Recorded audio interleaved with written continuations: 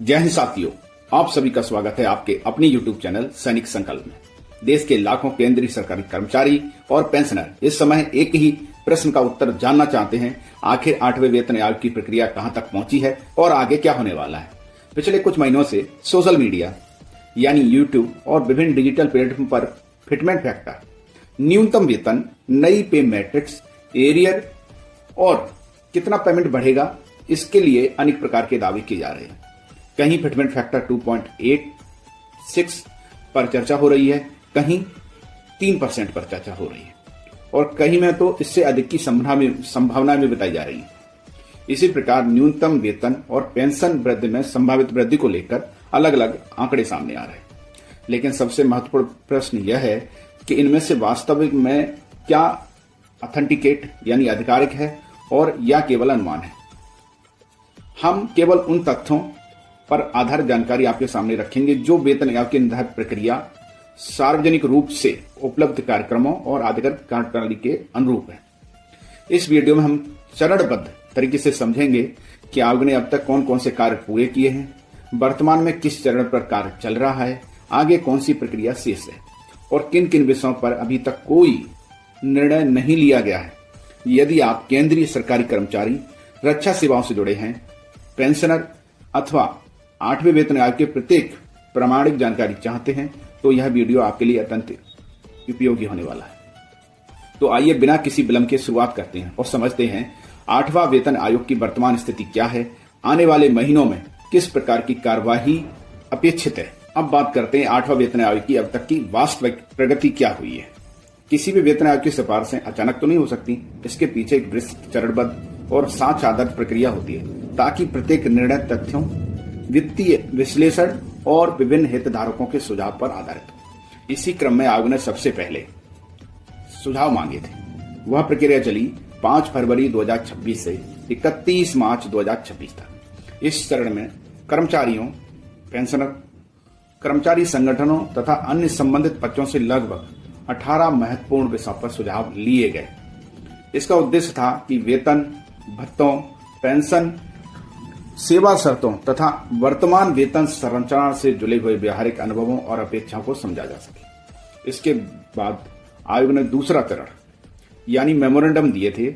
यह प्रक्रिया 5 मार्च 2026 से शुरू हुई और प्रारंभिक अंतिम तिथि इसकी 30 अप्रैल निर्धारित थी, लेकिन विभिन्न कर्मचारी संगठनों और हितधारकों के अनुरोध पर इससे पहले 30 मई तथा बाद में 15 जून तक बढ़ाया गया।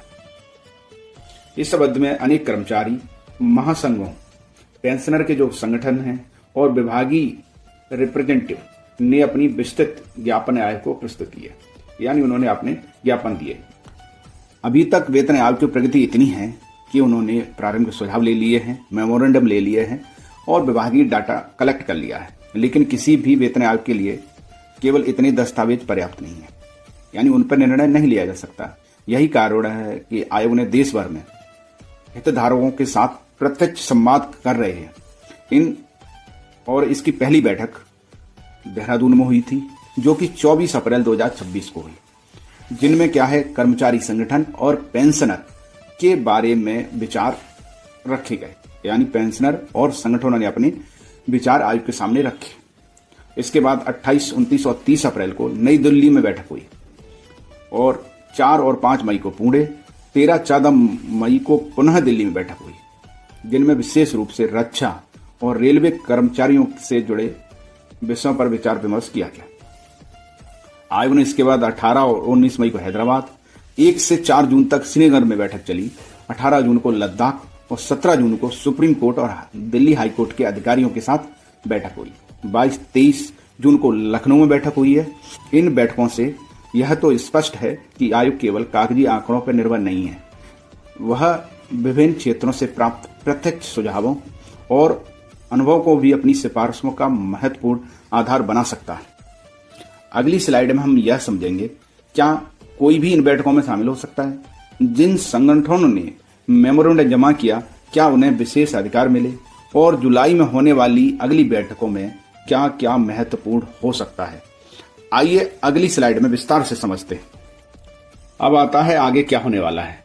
तो बैठक तो काफी हो चुकी है, यानी वेतन आयोग ने काफी बैठक कर ली हैं और कुछ बैठक और होनी है, जिनमें 6 और 7 जुलाई को भुवनेश्वर यानी उड़ीसा में होगी और 9 और 10 जुलाई को कोलकाता पश्चिम बंगाल में होगी।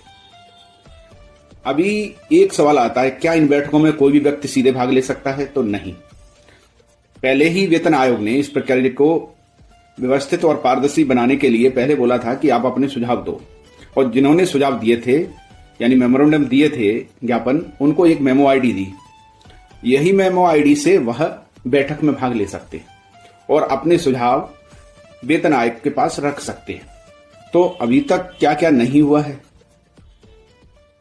पिछले कुछ महीनों से social media, YouTube channel, Facebook post और व्हाट्सएप पर 8वें वेतन आयोग को लेकर कई प्रकार के आंकड़े दिए जा रहे हैं। कहीं 2.86 फिटमेंट फैक्टर, कहीं 3% फिटमेंट फैक्टर।